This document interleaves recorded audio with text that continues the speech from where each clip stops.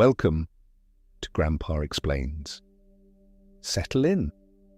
Pull the blanket up to wherever it feels right. And let your shoulders come down from wherever they have been hiding all day. There is nothing to solve tonight, nothing to figure out, nowhere else to be. You do not need to know anything about psychology or about old books with long names to follow along.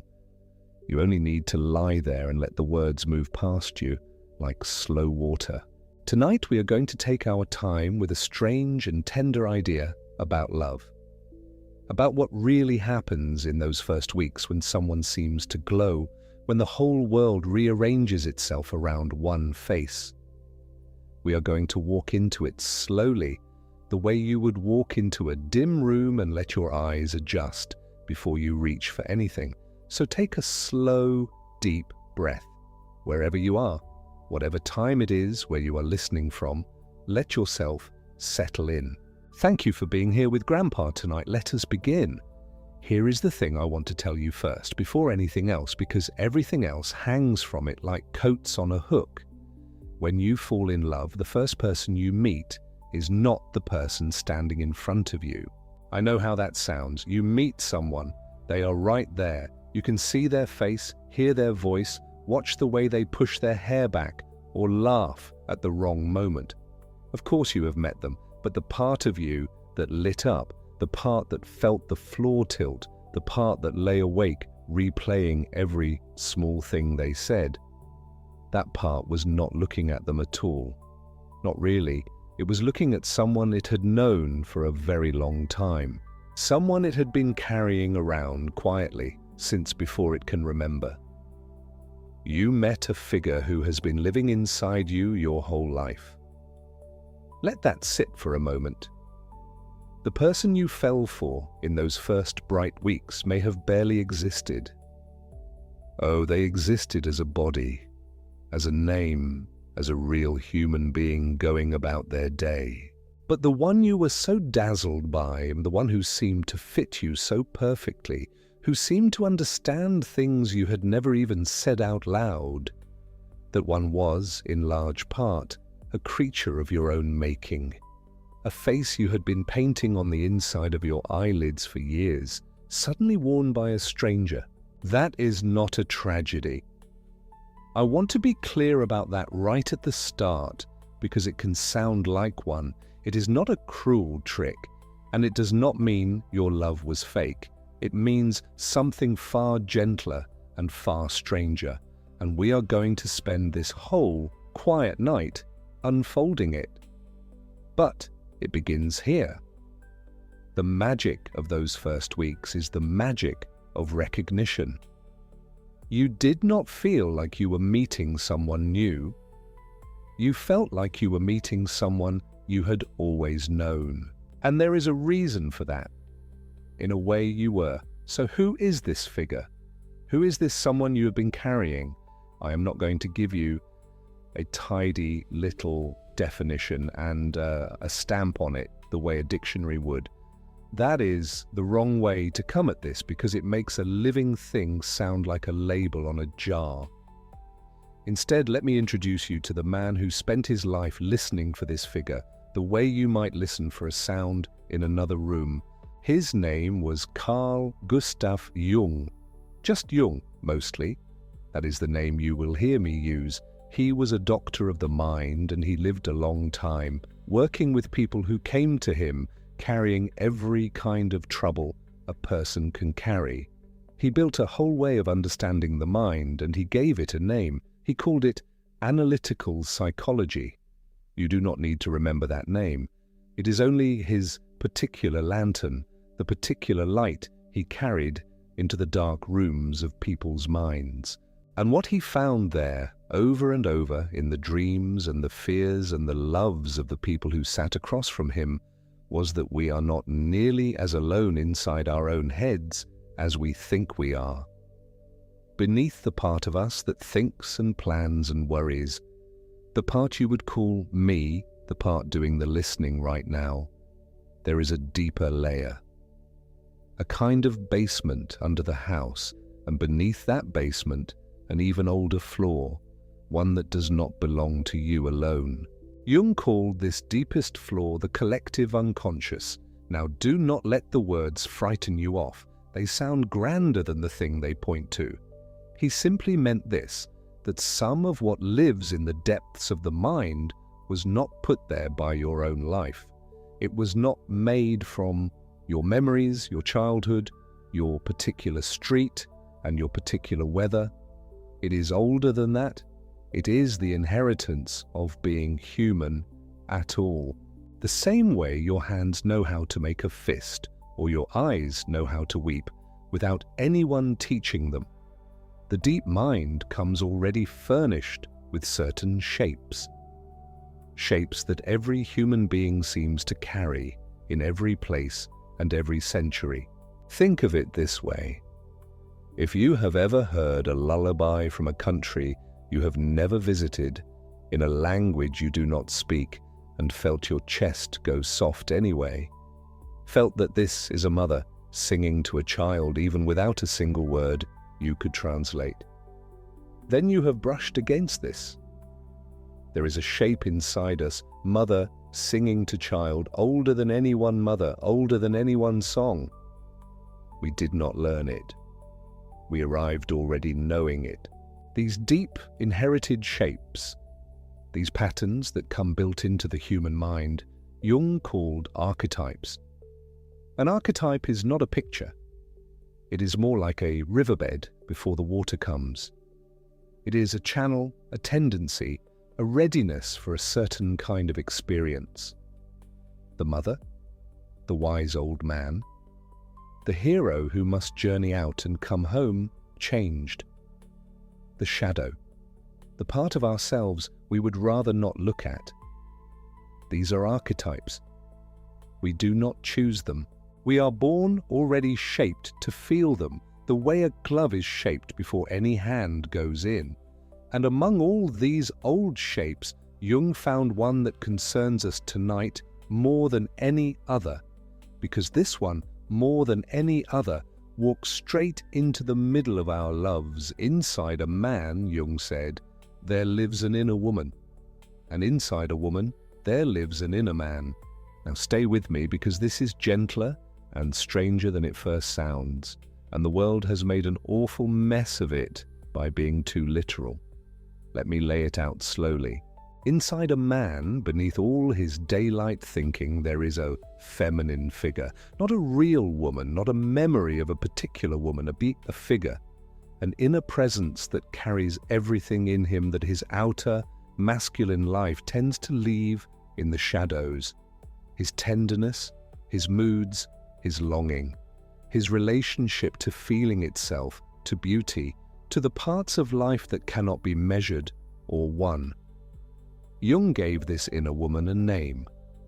He called her the Anima. The word comes from Old Latin, and it simply means soul, the soul. Jung chose it on purpose, and we will come back to why a little later because it matters. For now, hold this. The Anima is a man's inner feminine. Jung called her his soul image. In his own language, he used the word seal and build, which means just that, the image of the soul, the picture the soul wears when it shows itself. And he said something even larger about her. He called the Anima the archetype of life itself, the figure through which a man stays connected to the living, feeling depths of himself.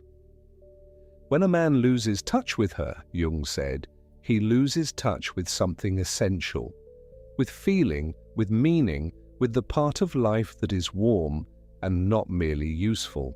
And inside a woman, in the same way, there lives an inner man, a masculine figure beneath her daylight self, carrying her capacity for thought, set apart from feeling, for conviction, for action, for meaning and word and judgment.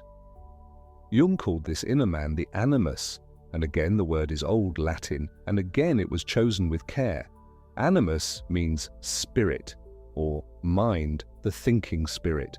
Together, both of them, the inner man inside the woman, the inner woman inside the man, Jung gave a single name, an umbrella to hold them both. He called this the contrasexual image. Contrasexual, it only means the opposite. The figure inside you who carries the qualities of the other. The man carries an inner woman, the woman carries an inner man. And the umbrella over both of them is this contrasexual figure, the inner opposite. Now, I told you the world has made a mess of this, and it has, so let me set down a small, honest caution here at the start, the way Grandpa always does. Jung first described all this a long time ago, and he described it in the plain shapes of his own time, man and woman, masculine and feminine, neat and divided. Later thinkers, good and careful ones, came along and loosened it, and we will meet one of them later in the night. They said rightly that this inner opposite does not march in lockstep with whether you are a man or a woman, or with whom you love. The deeper truth Jung was reaching for is simpler than the strict old labels. It is this: inside each of us there lives an inner other, a figure made of everything our outer self does not openly carry. And that inner other is the one we are talking about tonight. Hold the names loosely, the way you would hold a sleeping bird. It is the figure that matters, not the label on the cage. So, there is a figure inside you, an inner opposite. The Anima, the Animus, the contrasexual image. Call it what you like. Fine. But now comes the part that explains everything. The part that explains why love feels the way it does. Because here is what is so peculiar about this inner figure. She is not under your control. He does not answer to you. This figure inside you is not like a thought you decide to have or a plan you make. Jung found that the Anima and the Animus behave in the depths, almost like a second person. Not a metaphor for one, almost the real thing. A presence with its own moods, its own opinions, its own will, its own way of stirring without asking your permission. Jung had a phrase for this. He called it an autonomous complex. Autonomous, it only means self-governing, that the thing runs on its own like a horse that has not asked the rider where it wants to go. A complex, in his language, is simply a knot of feeling and image that has clumped together in the mind and taken on a kind of charge, a kind of weight. And an autonomous complex is one of these knots that has grown so strong, so charged, that it begins to act on its own. It can rise up in you, take the wheel for a while and steer, and only afterward do you stand there blinking, wondering what came over you. This is why, Jung said, the Anima and the Animus are so powerful, because they are not little ideas you keep in a drawer. They are like a second personality living quietly downstairs, and when they wake, they do not knock. And now you can begin to see why love feels the way it does, why it feels nothing at all like a decision. Have you ever noticed that? You do not sit down with a cup of tea and decide to fall in love with someone. You do not weigh it out. It happens to you. It comes over you like weather. One moment the world is ordinary, and the next moment there is a face in it that you cannot stop thinking about, and you did not vote on this. You were not consulted. The whole language we use for it admits as much. We say we fall, we say we are swept off our feet, struck, knocked sideways, lost. Falling is not something you do on purpose. Falling is something that happens to you because the ground gave way. Jung would say the ground gave way because the figure downstairs woke up. When a man meets a woman who, for whatever reason, fits the shape of his inner anima, when something in her face, her voice, her way of moving lines up with the figure he has been carrying, that inner figure stirs and rises, and she does not rise quietly. She rises with all her charge, all her years, all her built-in longing. And the man does not experience this as something happening inside him. He experiences it as something happening out there, in that woman. He feels that she is magical, that she is rare, that there is something about her he cannot name and cannot resist. He does not feel, my own depths have woken up. He feels, this person is extraordinary. And the feeling is enormous, and it is enormous because it is not really about her at all. It is the whole weight of his inner soul image rising up and rushing toward a face. And the same for a woman who meets a man who fits the shape of her inner animus. Her inner masculine figure wakes and floods toward him, and she does not feel her own depth stirring. She feels that he is remarkable, that he understands her, that there is a rightness to him she cannot explain. This is why love feels like something happening to you rather than something you are doing, because in a sense, it is. The figure inside you is autonomous, it moves on its own, and when it moves you with it, and it is far stronger than the small daylight self that thought it was in charge. Now you may be asking, and it is exactly the right question to ask, lying there in the dark, where did this figure come from? If I have been carrying her, carrying him, my whole life, then where did the carrying begin? Who put this inner woman, this inner man, inside me? And here, Jung gives an answer so simple and so close to home that it can make the hair stand up on your arms a little. The first one to carry the image, he said, was your parent. For a man, the very first woman in the world was his mother. Before he could speak, before he could walk, before he had any words at all for what a woman was, there was the mother, her face above the crib, her voice, her warmth, her absences, her moods. She was his first and total experience of the feminine. And so Jung said, the mother is the first carrier of the anima. The inner figure takes her earliest shape, her first coloring, from that first relationship. Not because the inner woman is the mother, she is not, but because the mother is the first hook the image hangs on, the first face the soul image wears. And for a woman in the same way, the first man in the world was her father, the first masculine presence, the first voice with that particular weight, the first experience of strength or absence or steadiness or unsteadiness coming from that direction. The father, Jung said, is the first carrier of the animus. The inner masculine figure takes its first shape from him. Now sit with what that means, gently, because it is one of the tenderest things in all of this.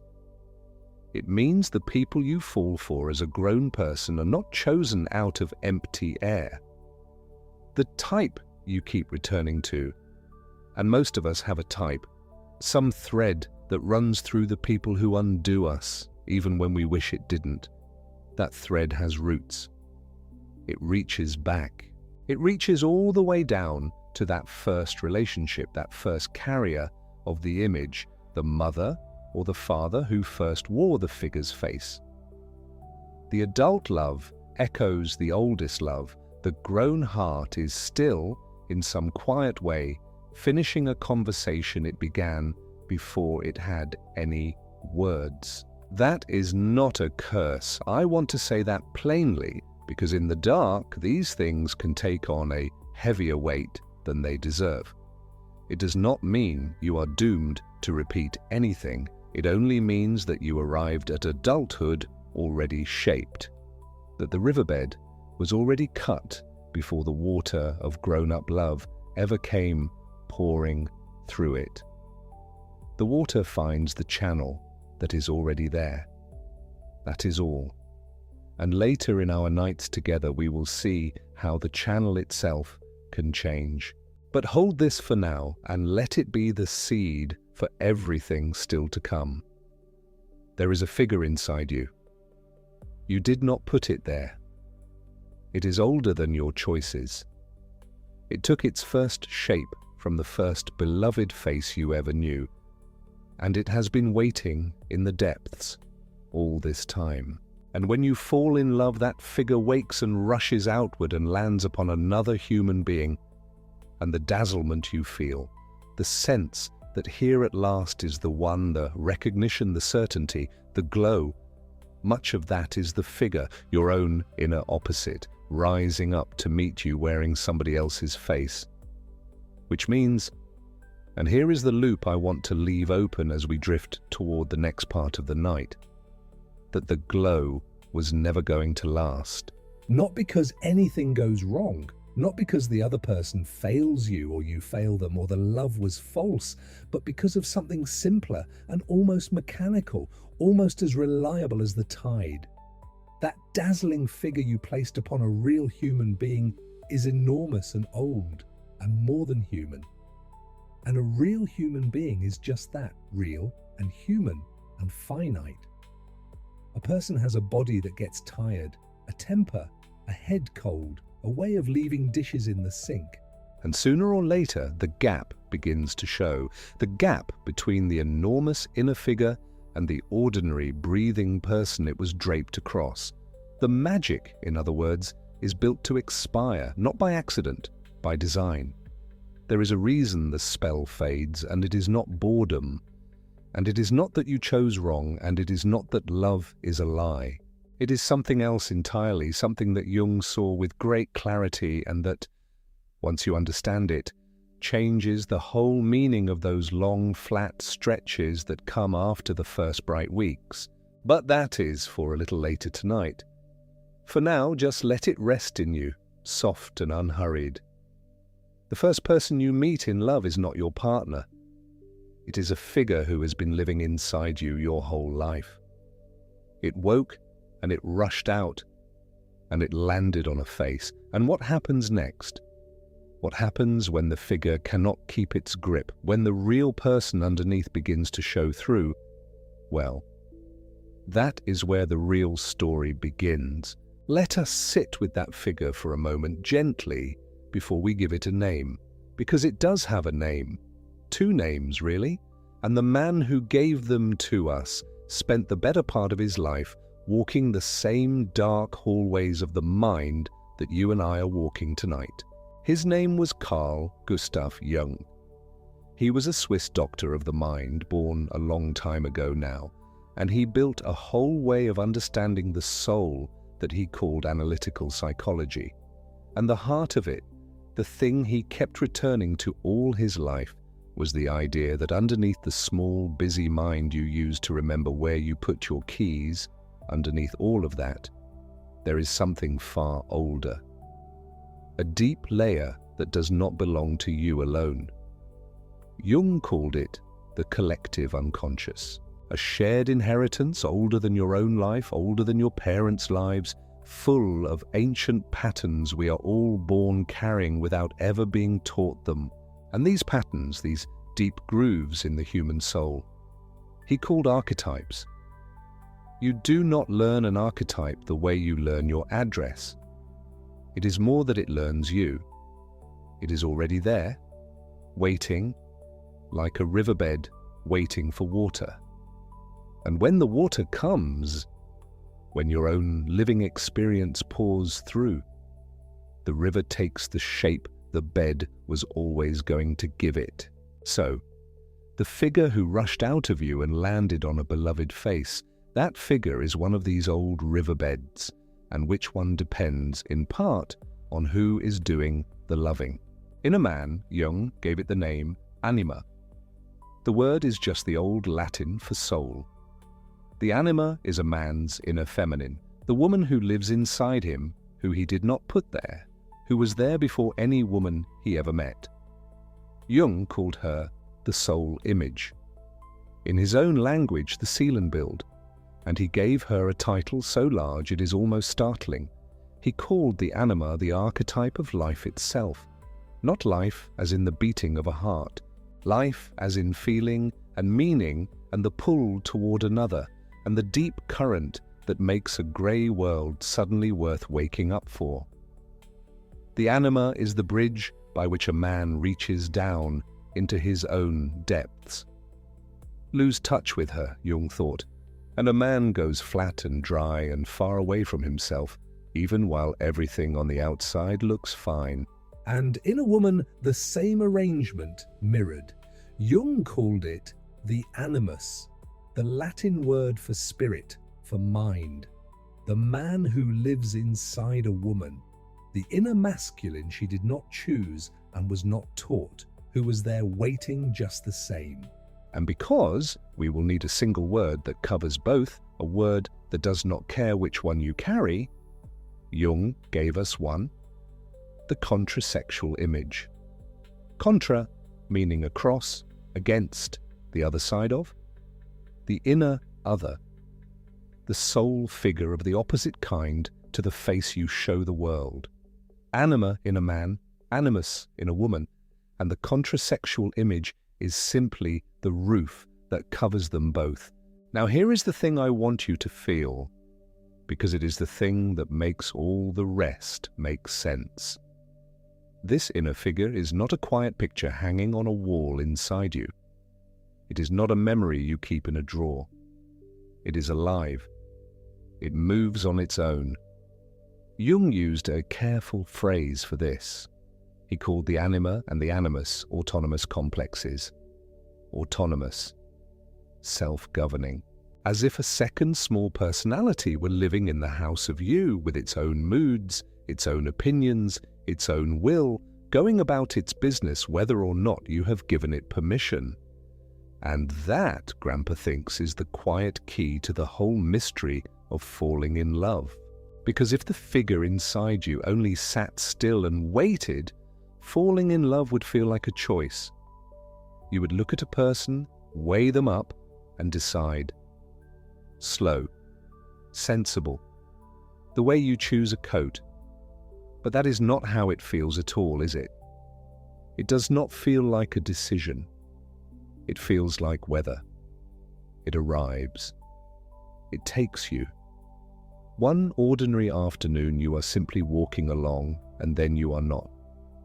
And you could no more talk yourself out of it than you could talk yourself out of a fever. That is the autonomy. That is the second personality stirring awake. The figure does not ask the small, busy mind for a vote. It simply rises on its own and reaches out through your eyes and finds a face to land on.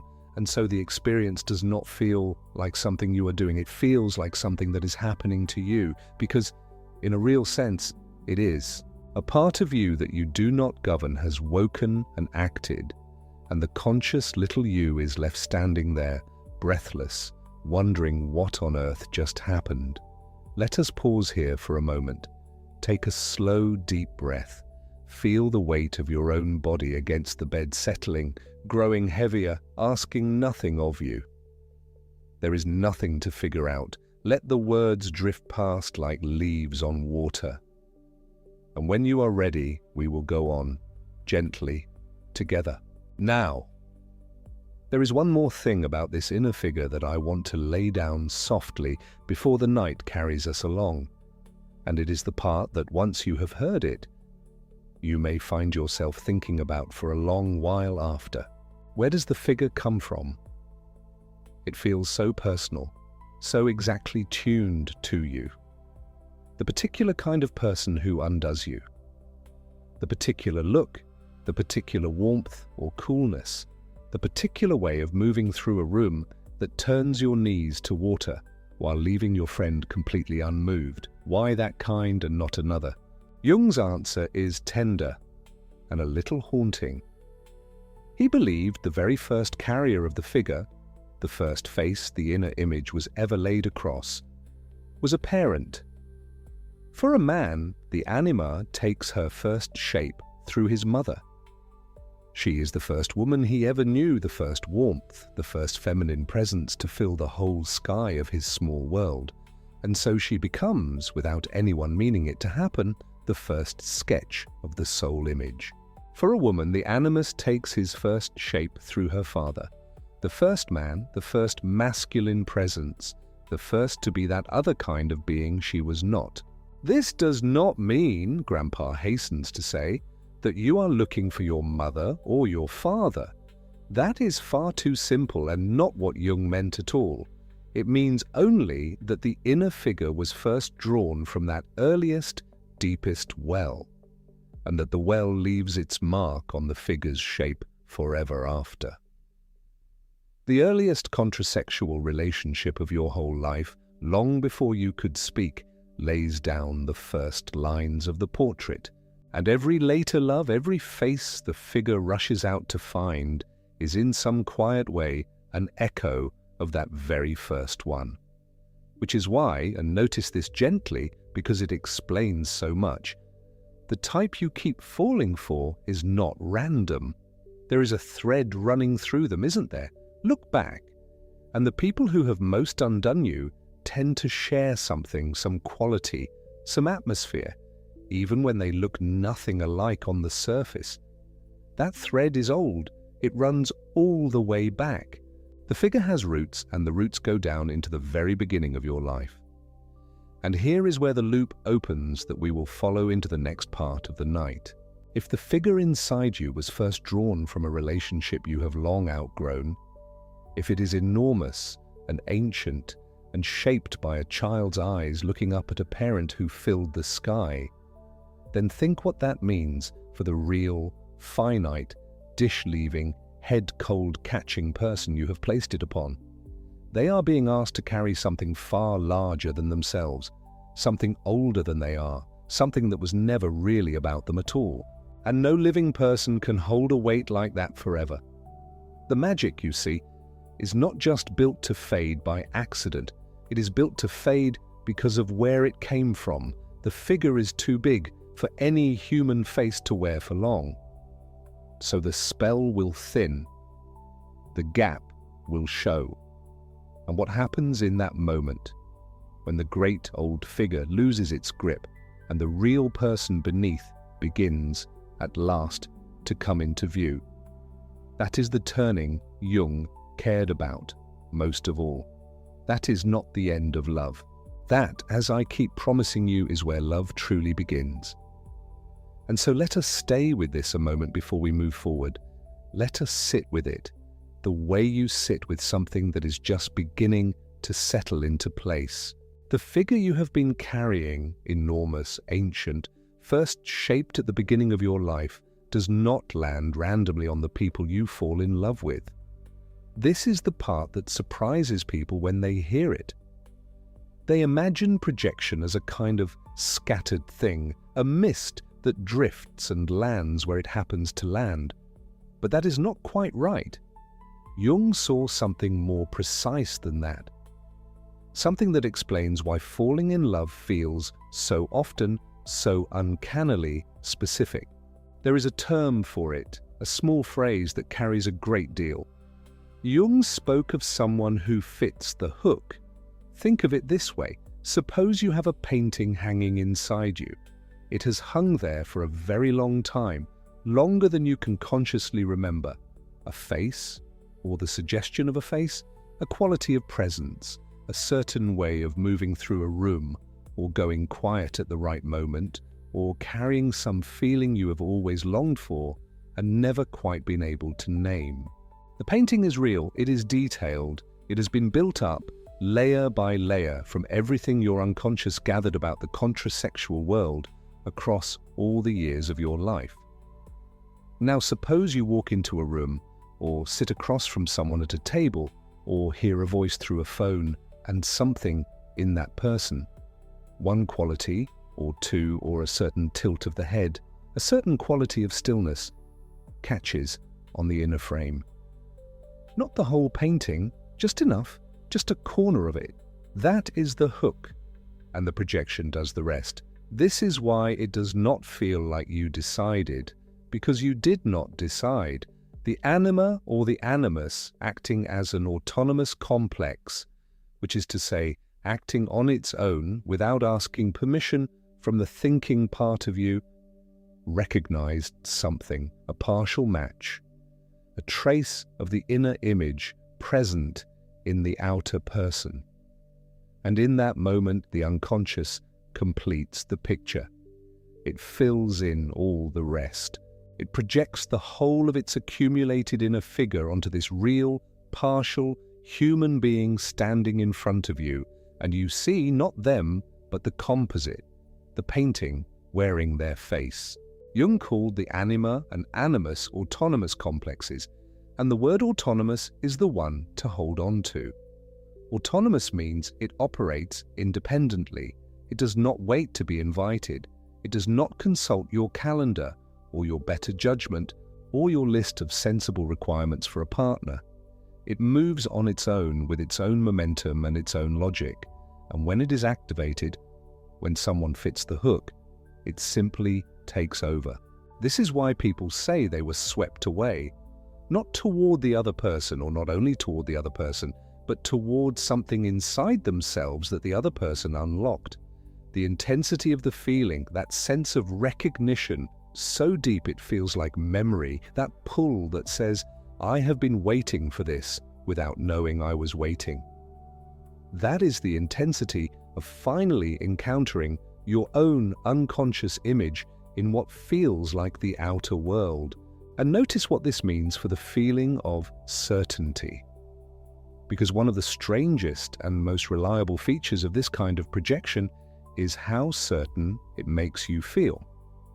Not hopeful, not interested, certain, as though you have met the person you were supposed to meet, as though something has clicked into place that was always meant to click.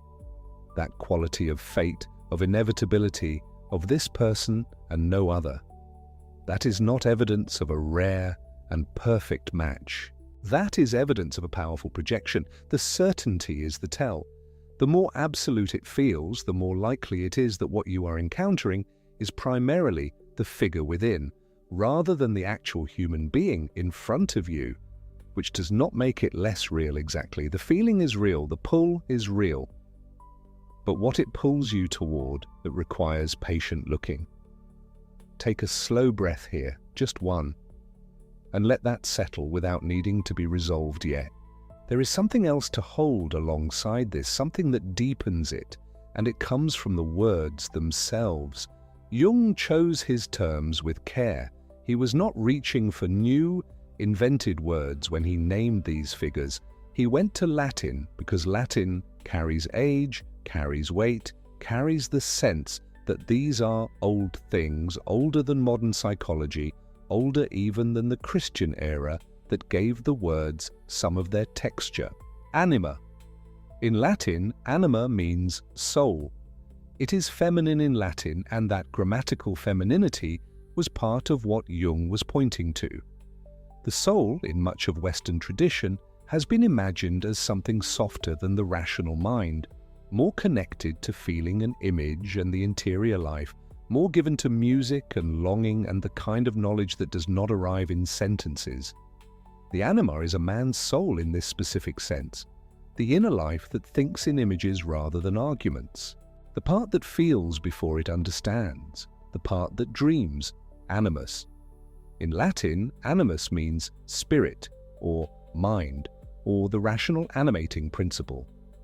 It too carries an ancient history. It is the word behind words like animated and unanimous and magnanimous. It suggests movement, intention, the principle of will and thought and decision. The animus, then, is a woman's inner masculine, the part of her that reasons, that asserts, that acts with deliberate force in the world, that holds a position and argues for it. Jung was not, by choosing these words, saying that women do not have souls or that men do not have minds. He was saying something subtler and more interesting. He was saying that each of us carries within us the quality we most associate with the other. That the man's deeper, feeling, imaginal life, the life that gets overlooked when he is busy being decisive and rational, is feminine in character, and that relating to it requires something like the tenderness with which one relates to something living and not entirely tame. And that the woman's capacity for logos, for structured thought, for direction, for the kind of conviction that can speak clearly and hold ground, is masculine in character. And learning to wield it consciously is part of what it means for her to become fully herself. The words then are not a cage, they are a compass. They are pointing inward, toward what has been underdeveloped and needs cultivation, toward what tends to be unconscious and therefore projected outward. And this is what gives the anima its particular function in a man's inner life, a function Jung described with unusual tenderness. He called the anima the archetype of life, not merely the inner woman, not merely the soul image, but the archetype of life itself. She is the figure through which a man accesses not just his feeling life, but his experience of being alive, of finding things meaningful, of being touched by music or moved by beauty or shaken by grief. When a man loses contact with his anima, when he buries or ignores or never develops this inner figure, something goes quietly wrong with him. Not obviously, not all at once, but slowly the world flattens. Things that should move him do not move him. He does his work, follows his obligations, manages his schedule, but somewhere underneath there is a kind of aridity, a sense that meaning has drained out without his noticing. He has lost the figure who connects him to his own depths. Jung used the German word Seelenbild for this, the soul image, the image of the soul. And it is a beautiful phrase because it carries both the precision and the mystery. It is an image, something the psyche has shaped and holds, not an abstraction, but something with form and face and atmosphere. And it is the soul, the deepest, most alive part of a person. To project the Seelenbild onto another person is to project your own aliveness onto them, which is why being in love can feel so vividly, overwhelmingly alive, because you have touched something that was always yours, but it is outside you, and that is the difficulty. Let us pause here, just a breath, just a moment of quiet before we go further, because now we arrive at the part of the night that Jung considered most important of all. The magic, as I have been saying, is built to thin.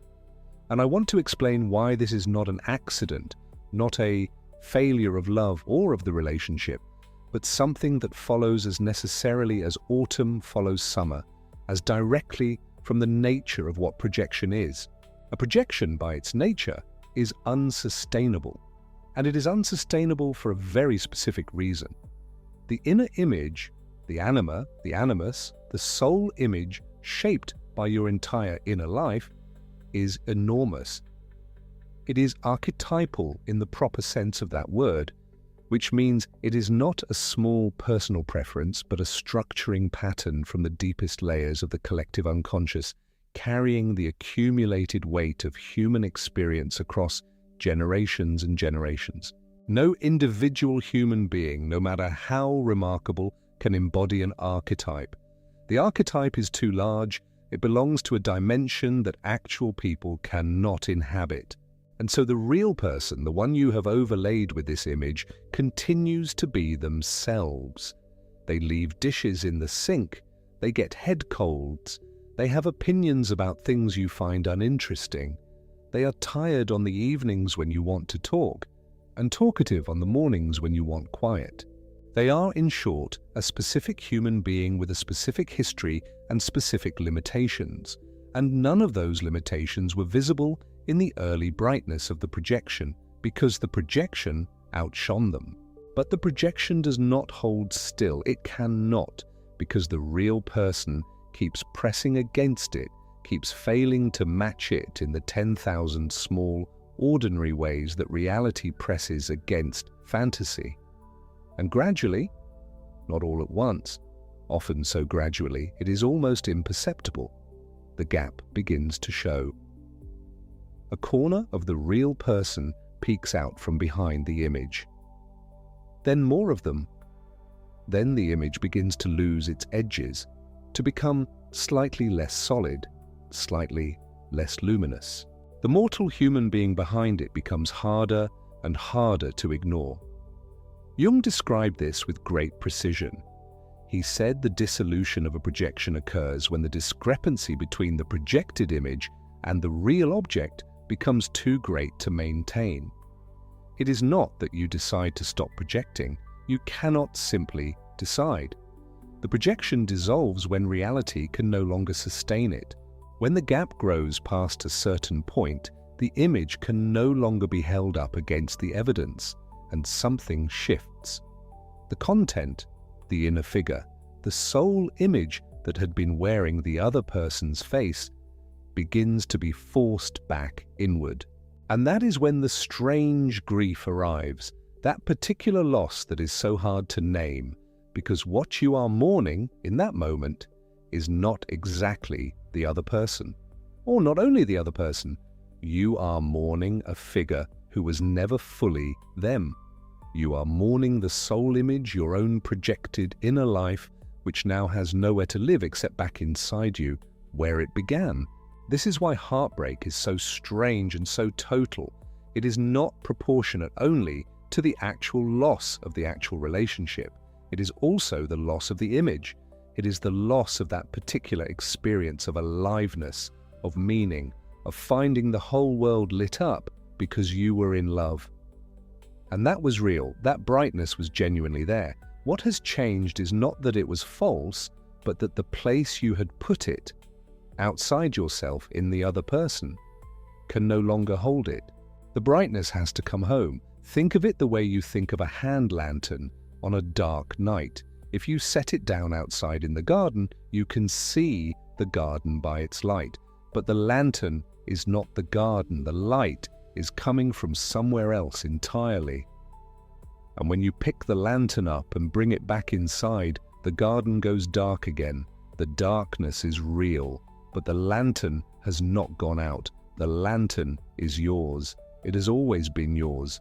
You just had not known how to carry it.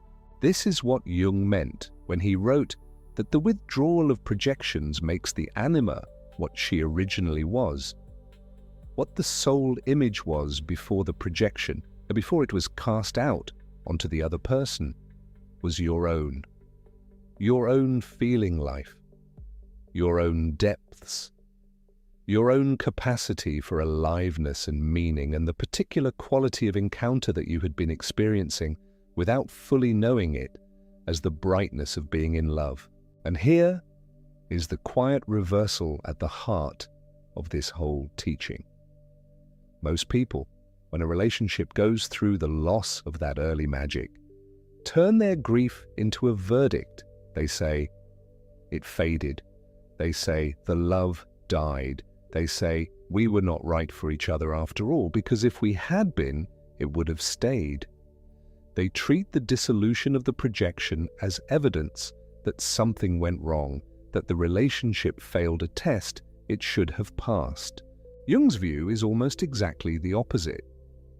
The dissolution is not the failure of the relationship, it is the completion of one of its necessary phases. The projection had to come down eventually because no real love can be built on it. Love built on projection is love for an image, for your own unconscious content wearing someone's face. That is compelling and beautiful in its way, and it may be the beginning of something real, but it is not yet love for the actual person. You cannot love a person you have not yet seen, and the projection, while it is in force, prevents you from seeing them clearly. So the lifting of the projection, or the grief, the disillusionment, the strange flat feeling when the brightness has dimmed and you are left with the ordinary human being who is not exactly who you thought they were, is not the end of love. It is the first moment at which love becomes possible. Because now, perhaps for the first time, you are standing in front of the actual person, and this is the loop that has been waiting to be paid off, the question that has been quietly hanging since early in the night. What happens to all the qualities you seem to lose in your partner, the qualities that shone so brightly at the beginning and then seem to fade? Where did the enchantment go? Where did the particular way they used to make you feel meaning go? It went home.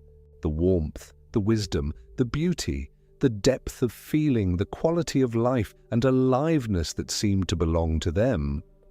None of it was ever entirely theirs, or rather, some of it may have been theirs, some corner of those qualities that first fitted the hook. But the fullness of it, the luminous excess of it, the overwhelming amount that made you feel you had found something you had been searching for across your whole life, that was yours. It was your own anima, your own animus, your own inner figure projected out and temporarily housed in another person. And when the projection lifts, those qualities do not disappear from the world. They return to where they have always, in truth, been living, inside you. This is perhaps the most startling thing Jung says about the whole process.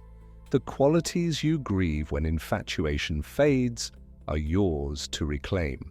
Not from your partner, not from the next relationship, from the source where they were generated, which is the unconscious inner figure who produced them in the first place. The richness of feeling, the sense of meaning and aliveness, the particular mode of beauty or strength or tenderness that the other person seemed to embody, you can have those things, but you have to have them as your own, not as a borrowing from someone else's face. This is what Jung meant by integration. This is the work that the dissolution of projection opens up, if you are willing to follow it inward rather than simply grieving outward or rushing to find a new person to project onto. Integration is not a comfortable process. It requires sitting with the fact that what you longed for in the other person has always been a quality of your own soul that you did not know how to carry, that the tenderness you found in them was your own tenderness you had not yet owned, that the wisdom you attributed to them was a wisdom your own depths were trying to speak in the only language available to the unconscious, which is the language of image and projection, that the strength you worshipped in them was a strength you carried but had not yet learned to trust in yourself. None of this, let me say, plainly, means the other person is unimportant. None of it means the relationship is a fiction or a mistake or merely a stage. The other person is real, what they carry is real, but the way you related to them at the beginning, through the anima, through the animus, through the projection of the great inner figure, was always something more than them and something that, in a sense, had less to do with them than with you. And this is the strange, uncomfortable, deeply generous gift of disillusionment. In the moment when the projection lifts, you are given something extraordinary. You are given the chance to see the actual person, maybe for the very first time, the one who leaves dishes in the sink, who gets head colds, who has opinions about things you do not care about, who is tired when you want to talk. That person, ordinary and specific and genuinely themselves, is the person you were never fully meeting when the projection was in place, and they are the person with whom real love, the kind of love that does not require magic to sustain it, becomes possible. Because love for an image can only last as long as the image holds. But love for a person, love that has passed through disillusionment and chosen to stay, or has withdrawn its projection and seen what remains and found that what remains is worth loving, that love has a different quality altogether. It does not burn with the first intensity. It does not have the quality of a discovery, of something enormous and long sought finally found. But it has something the early infatuation never had. It has ground, it has a foundation of actual seeing. Jung believed this was not the consolation prize, he believed it was the real thing. And the work that leads there, the work of recognizing the projection, sitting with its dissolution, and carefully, patiently reclaiming what it contained as your own inner life. That work belongs to what he called individuation. The long, lifelong process of becoming more wholly yourself, of gathering in the parts of yourself that had been projected outward that had been carried by other people, that had been living in exile from consciousness. The anima, when she is integrated, or when a man has turned his relationship to her from one of unconscious possession to one of conscious relation, does not disappear. She deepens, she becomes a bridge between the man and his own feeling life, between the ego and the vast imaginal world of the unconscious, between what he knows about himself and what he hasn't yet had the courage or the language to recognize. She becomes not a figure he projects onto women he falls in love with, but a guide within his own inner world, something closer to a companion than a haunting. And the animus, integrated in a woman, does not become a bullying internal voice. He becomes something a great deal more useful and more interesting, a genuine capacity for clarity, for directed thought, for holding her own position in the world without needing to second-guess herself into silence, a bridge between her own depths and the outer world of action and expression. But we are moving ahead of ourselves. There is more to say about what both figures look like in their negative aspect, the face they show when they are not yet integrated, when they are still autonomous, when they are, in the precise sense Jung used, possessing the ego rather than serving it. And that is where we are going next, into territory that is frankly some of the most recognizable Jung ever described, and almost certainly the most omitted from the tidy summaries you will find elsewhere. Because there is a side of the anima and the animus that most people do not talk about. Not the luminous projection, not the romantic idealization, not the soul image that makes someone seem lit from within. The other side, the side that shows up not at the beginning of love, but inside it.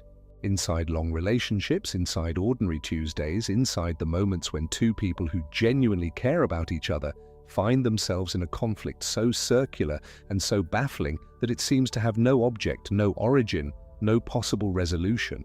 The side that Jung described as the autonomous complex at its most difficult.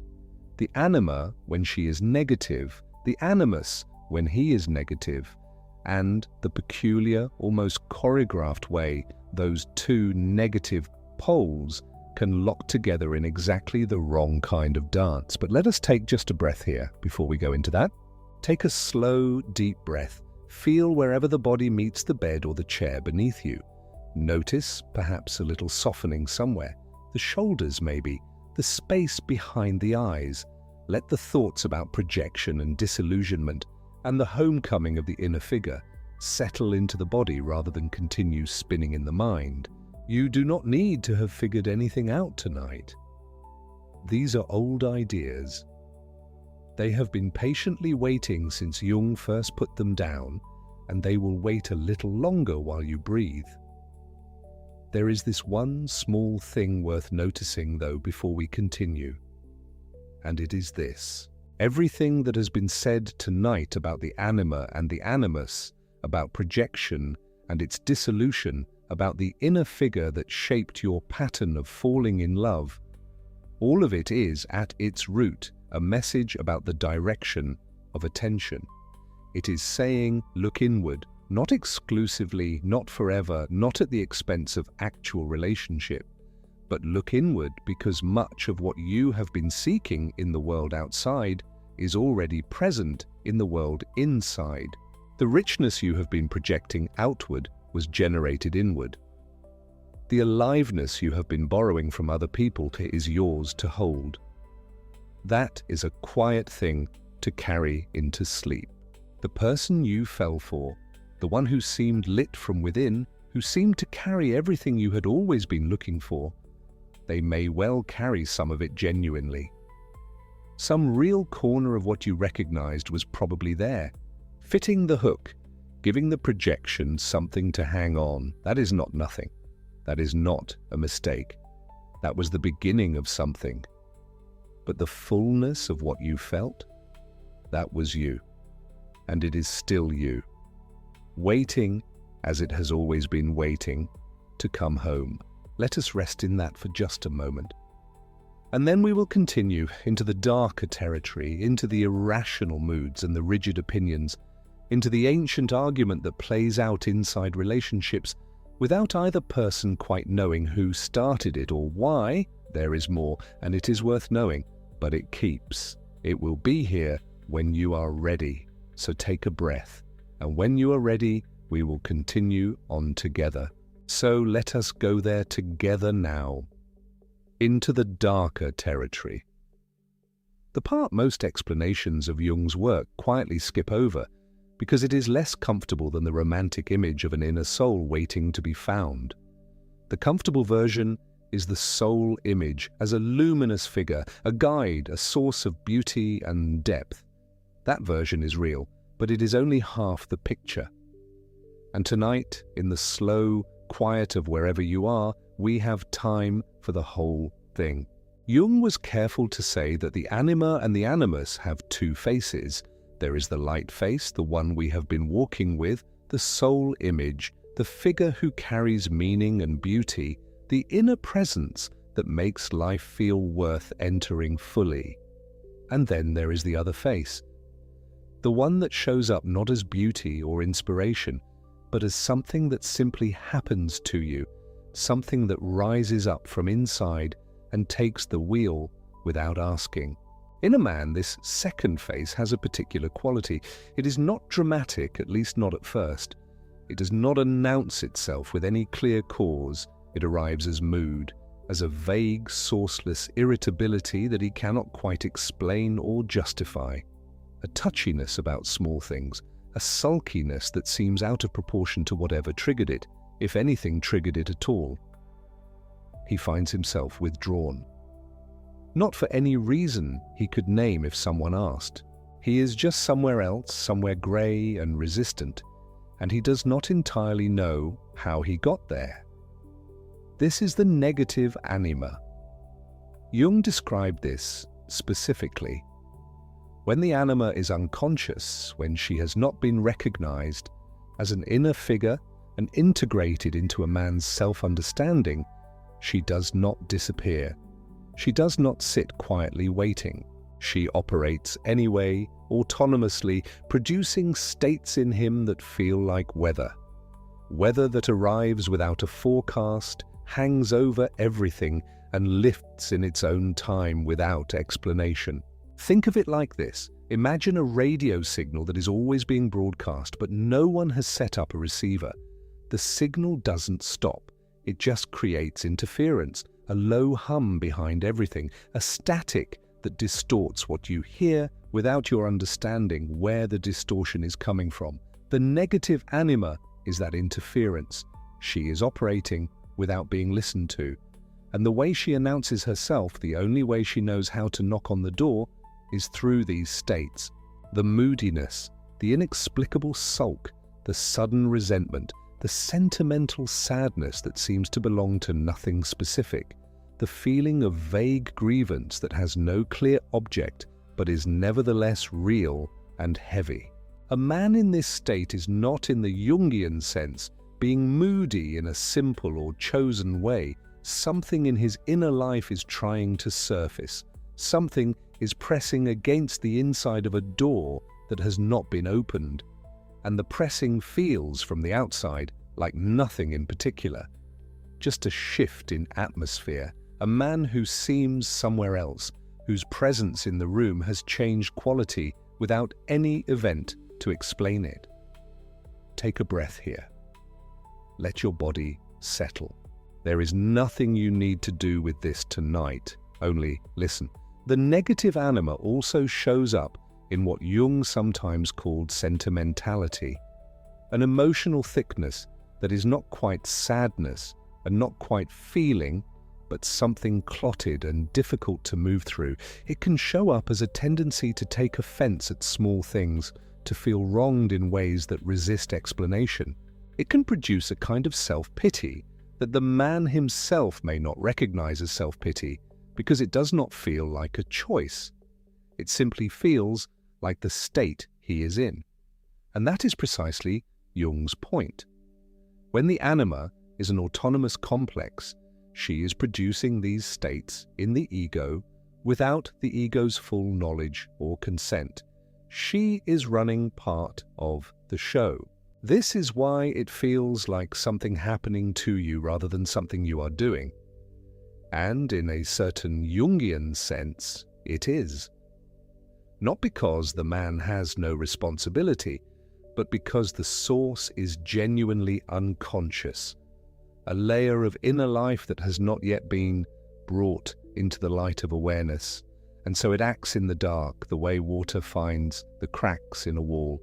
It cannot break through directly. Now let us cross the threshold to the other side. In a woman, the unconscious animus has a different quality. Where the negative anima in a man tends toward diffuse mood, the negative animus in a woman tends towards something sharper, more structured. It comes through as opinion.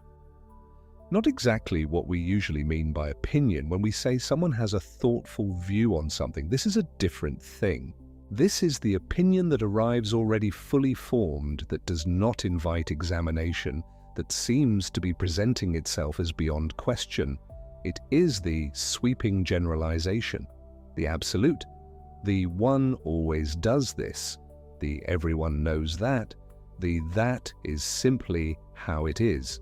Jung wrote about this directly.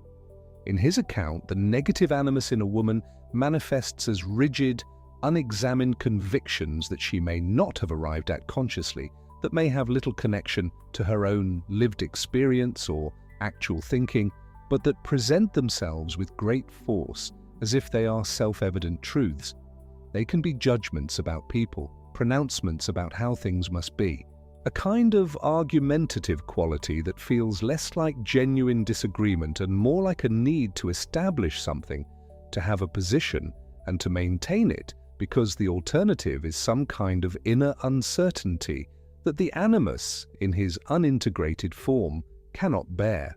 The negative animus can also show up as an inner critic, a voice inside the woman that argues, that finds fault, that delivers verdicts, not just about other people, but about herself, a relentless inner commentator with strong views about what she is doing wrong, what is not good enough, what will not work, why she should not bother.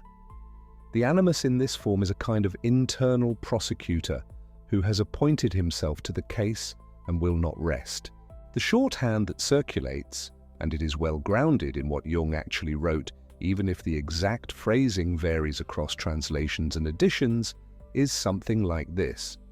The anima causes irrational moods in a man, and the animus causes irrational opinions in a woman. Treat that as a careful paraphrase rather than a verbatim line, because the precise wording shifts depending on which edition of Jung's collected works you are reading. But the substance is there. The emotional weather without a clear cause on one side, the unexamined conviction delivered with absolute certainty on the other. Let your eyes close if they want to. There is nothing to track, nothing to follow carefully, only the words settling at whatever depth they settle. And now a small thing worth noticing. These two forces, the mood and the opinion, are not just parallel phenomena that happen separately, one in men and one in women. When they exist in an unconscious form inside both members of a couple, they tend to find each other. They create a loop that neither person quite designed, and yet it runs on its own with a kind of awful precision. Jung was clear about this. The autonomous complex in one partner can activate the autonomous complex in the other, and the loop, once started, feeds itself. Here is how it tends to go. A man slips into the negative anima. The mood comes over him, sourceless, low, resistive. He is withdrawn. He does not quite explain it, perhaps cannot explain it, perhaps does not fully know it is happening. From across the room, or across the dinner table, or across the ordinary distances of shared life, his partner feels the shift. And her negative animus, as if it has been waiting for exactly this opening, steps in. An opinion forms, a judgment about what he is doing or not doing, about what this silence means, about what kind of person allows this to go on. The opinion may come out as a question, that is not really a question, or a statement delivered with quiet certainty, or simply a quality of attention that implies a verdict, which deepens his mood because there is now something external to be moody about. And her animus, receiving the deepened withdrawal as confirmation of whatever its position was, strengthens its own case. And so it goes, around and around, two autonomous complexes having a conversation that neither person consciously started, and neither is quite in a position to consciously stop, because the complexes are, in that moment, running the operation. This is not a description of bad people or damaged relationships. Jung understood this as a structural feature of human psychology, the predictable consequence of having powerful inner figures who have not been integrated, not been introduced to consciousness, not been given their proper name and place. They speak anyway, they find expression anyway, and the place they often find it is in the intimate container of a close relationship, because that is where the defenses are down and the inner life is most exposed. Let us breathe here together for a moment. Slowly. No hurry. If any of this has the quality of recognition, and if something in it sits close to something you know, let it sit there quietly. You do not need to solve anything tonight. You do not need to do anything with it. Recognition is its own kind of beginning. Now we are going to walk into something that has more light in it, because Jung did not leave the anima and the animus as figures of darkness or disruption. He described them as figures with a developmental arc. They are not fixed. They are not stuck at their most unconscious, most troubling expression. They can develop, they can deepen, and the path of that deepening is one of the genuinely beautiful things in all of analytical psychology. We have Marie-Louise von Franz to thank for the clearest mapping of this.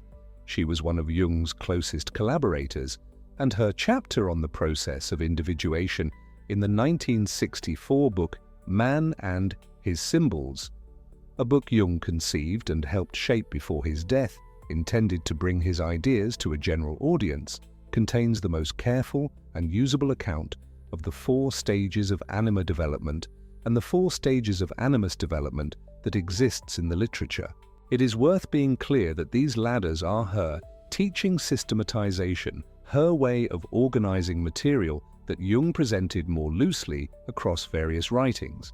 They are grounded in his thought. They are faithful to it. But the clean 4-stage structure is von Franz's pedagogy, and crediting her properly matters. So let us walk up the ladder slowly, because each rung deserves time. The first stage of anima development, the lowest rung, not in the sense of being inferior, but in the sense of being most fundamental, most primitive, most deeply rooted in the body and in the earliest relationship, is given the name Eve. This is the anima in her most instinctual form. At this level, the inner feminine is almost entirely bound up with the body, with biological life, with desire. She is connected to the image of the mother, not the specific personal mother exactly, but the function of the maternal feminine more broadly, nourishment, containment, the source. At this level, the man's anima draws him toward women primarily as objects of desire or as sources of comfort and care. There is little differentiation between individual women here. The anima at the Eve stage does not see the woman in front of her clearly as a person with an inner life of her own. She sees her through the lens of instinct, warmth, availability, the fulfillment of a deep biological pull. This is not pathology, it is a beginning. Every level of development has to start somewhere, and the Eve level is simply the ground floor. The problem arises only when a man remains exclusively here, when his inner feminine has not deepened past this earliest form, and his relationships are structured accordingly. Women, in the role of mother or body, need, with little room for genuine encounter between two people as people. Let us rest on that for a moment before climbing. The second stage is Helen. Helen of Troy, the name is carefully chosen. The anima at this level has developed past pure instinct into something more individualized, more aesthetic. A man at this stage is drawn not simply to women as a category, but to a particular woman or a particular quality in a woman. There is a capacity now for romantic love, for being struck by someone, for finding one person beautiful, compelling, irreplaceable in a way that mere need does not account for. But the anima as Helen is still largely about the surface, however radiant that surface is.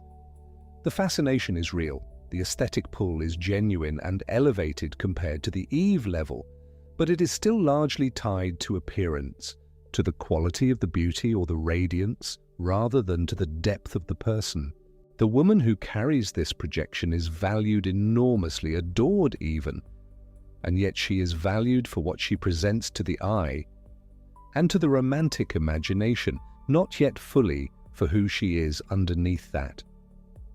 The projection at the Helen level is strong and beautiful, and for the man living it feels like the fullness of love.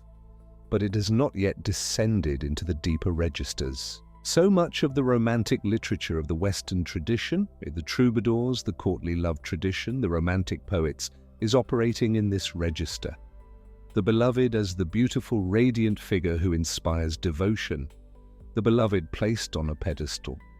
The beloved who is, precisely because she is on the pedestal, somewhat separate from ordinary life, somewhat untouchable, never quite fully met. Now, the third stage, Mary. The anima as Mary has moved into a different dimension entirely.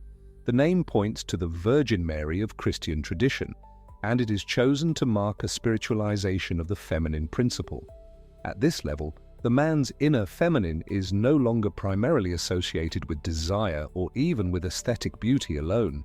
She has become associated with something more like reverence, with devotion, with purity in the sense of something that has been refined and made sacred. The woman who carries this projection is no longer simply beautiful or desirable. She is somehow elevated morally or spiritually. She is good, she is virtuous, she represents something the man approaches not with appetite, but with a kind of awe. Relationships at this level have a different quality. There is genuine respect. There is an understanding that the other person exists in a spiritual dimension, not merely a physical one. There is something like worship, and worship at its best is a genuine form of recognition and acknowledgement that something transcendent is present. The anima as Mary is the inner feminine that opens a man to religious feeling, to devotion, to the sense that some things in life deserve reverence rather than possession. And yet even here, something is still incomplete. The woman carrying the Mary projection can feel elevated into an ideal that she cannot quite inhabit as a full human being. She is too good, too sacred, too pure. The man's love at this level is profound but still organized around an inner image rather than the full reality of the person standing before him. The woman is seen with great love, and yet seen through a particular light that is, in part, generated from inside. Let us take a slow breath here. The stairs are long, but we are nearly at the top. The fourth stage, Sophia. Sophia means wisdom. In the Gnostic tradition, in the philosophical tradition, Sophia is the divine feminine principle of wisdom. Not wisdom as the accumulation of information, but wisdom as a living quality, as an orientation toward life, as the capacity to see clearly, to discern, to understand not just facts but meaning, to move through the world with a quality of deep knowing. The anima as Sophia is the fully developed inner feminine. At this level, she is no longer primarily a figure of desire or beauty or even spiritual elevation. She is a guide. She is the figure who leads a man into the depths of his own inner life, who connects him to the unconscious, who opens the door to creativity and meaning and genuine relatedness. She is, as Jung wrote, the figure through which a man relates to the unconscious itself. She is the soul, not as object of projection, but as inner companion, as psychopomp, a Greek word meaning guide of souls, the figure who leads between worlds. A man whose anima has reached the Sophia level does not project her outward with the same devouring intensity of the earlier stages. He knows her. He has met her inside. He can relate to her as an inner presence, which means that when he meets a real woman in the world, he meets her, not his projection of her. He can be in genuine encounter. He can love with his eyes open. And this is the key thing. This is why von Franz laid out these stages not as a taxonomy, but as a journey. The point of identifying the level at which a man's anima currently operates is not to classify him, not to judge him, but to understand where development needs to happen. A man whose inner feminine is largely at the Eve or Helen level is not a bad man. He is at an early stage. The stages are not moral rankings. They are descriptions of what is available, of how far the inner bridge has been built, of how fully the inner feminine has been allowed to deepen. Let us rest here for a moment. Take a slow, easy breath.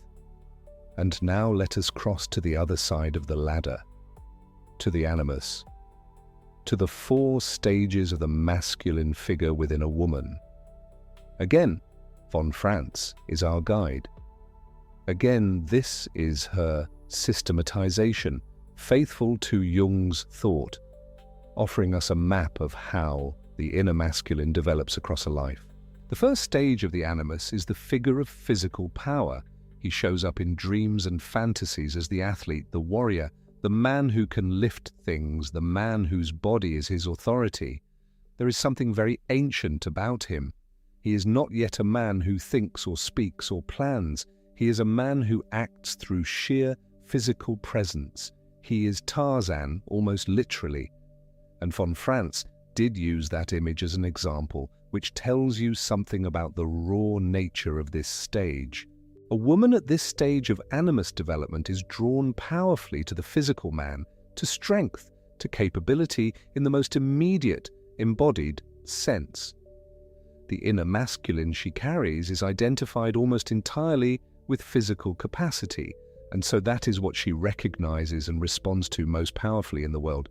There is nothing wrong with this. The body is real. Strength is real. The first stage is a real beginning, but it is only the beginning. The second stage is the man of action and initiative. He's still not primarily a thinker, but he has moved past pure physical power into the capacity to plan, to make decisions, to take initiative in the world. He is the romantic hero in the adventure sense, the man who organizes the expedition, who takes the lead, who has a direction and moves toward it. He is capable, decisive, purposeful. The woman at this level of animus development is drawn to capable men, to men who have plans, who move through the world with confidence and initiative. And the inner masculine she carries, the voice in her that tells her what to do, that supplies a sense of direction, has this quality of planful action. This is a real development past the first stage. Something has been added. But the man of action is still not primarily a man who speaks or thinks or seeks meaning. He is still organized around doing rather than understanding. Let us pause for just a breath.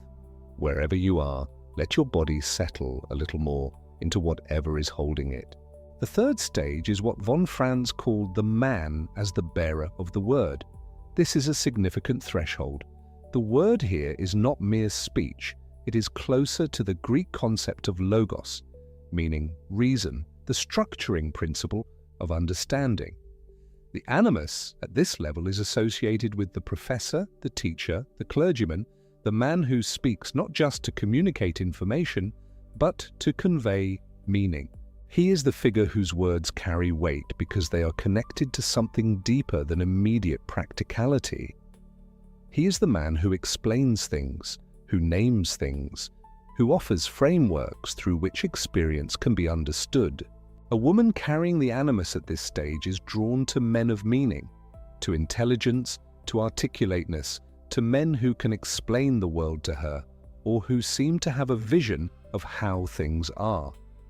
And the inner animus at this level provides her with a genuine capacity for formulating thought, for arriving at understanding, for speaking meaningfully about her own experience. This is a real and important development. The animus has gained the capacity to connect experience to meaning, which is something the earlier stages could not do, and yet even here there is a shadow. The animus, as bearer of the word, can become dogmatic. He can become the voice of fixed doctrine rather than living understanding.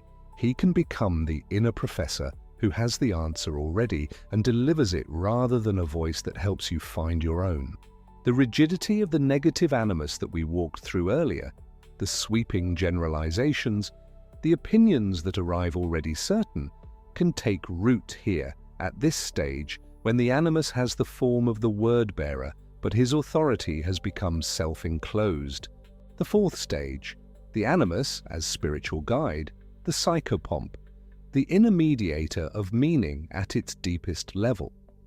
This is the animus who does not simply deliver words or doctrines or plans, but who connects a woman to her own unconscious depths, to the creative source, to the capacity for symbolic understanding, to what Jung called the self, the organizing center of the whole psyche that the individuation process is always moving toward. A woman whose animus has reached this level has access to an inner masculine that is neither domineering nor physically raw nor dogmatic, but genuinely guiding. A figure who helps her navigate between the known and the unknown, between the surface of ordinary life and the depths of her own inner world. He is the figure who makes her creative life possible, who carries the spark that lights her thinking, who gives her the courage to follow a vision rather than only respond to the immediate. And like the Sophia of the Anima, the Animus at this stage has been recognized.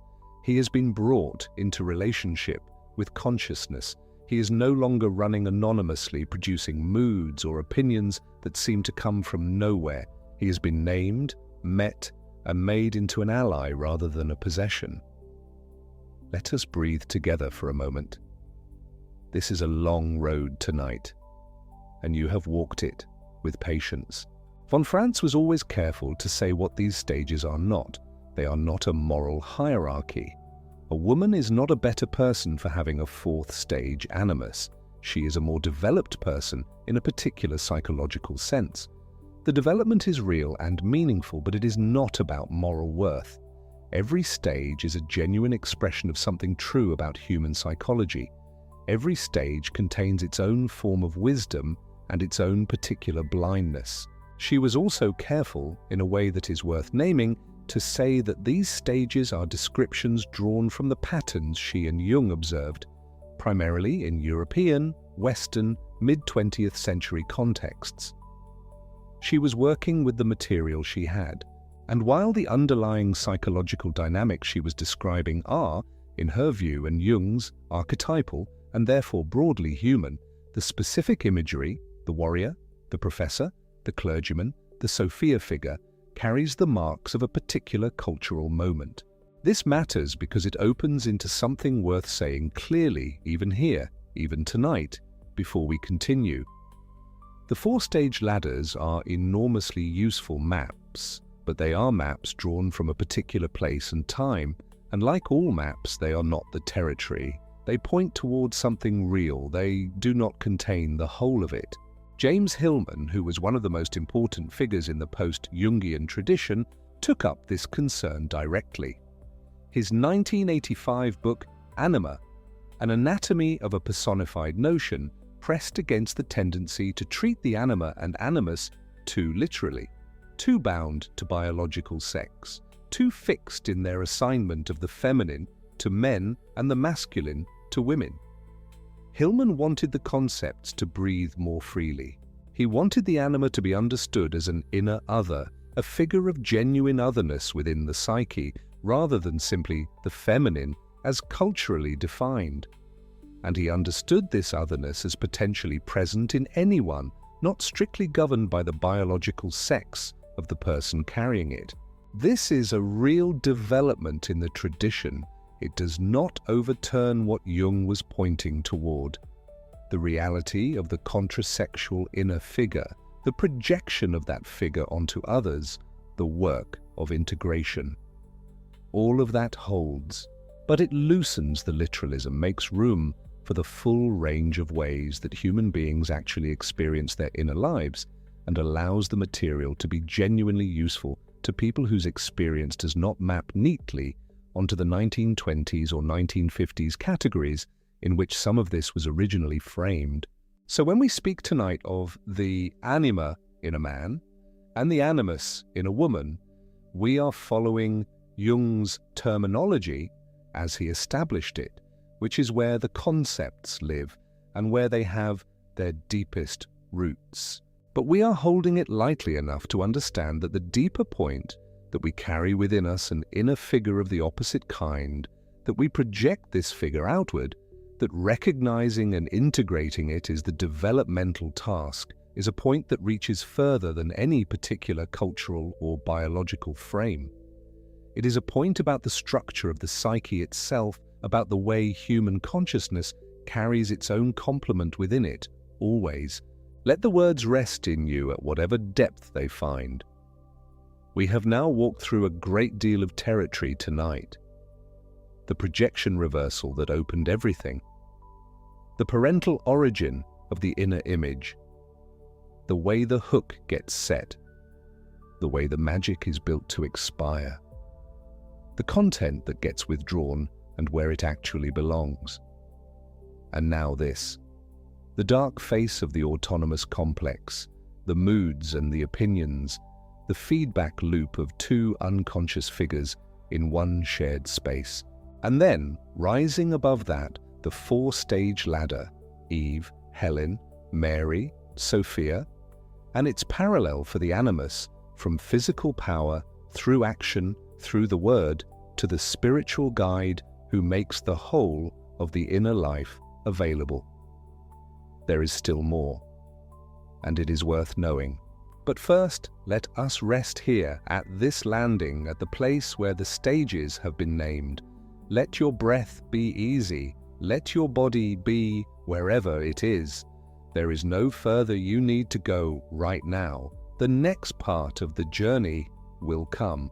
For now, let the image of the inner figure rest in you, not as a problem, not as a stage to transcend or achieve, simply as a presence, a quiet fact about the structure of your inner life. Someone has been there a long time, waiting to be properly introduced. And that introduction, however long it takes, is one of the quietly important events a human life can contain. Take a slow breath. We will continue on together. And so we come to the final turn of tonight's journey. The one that perhaps changes everything that came before it.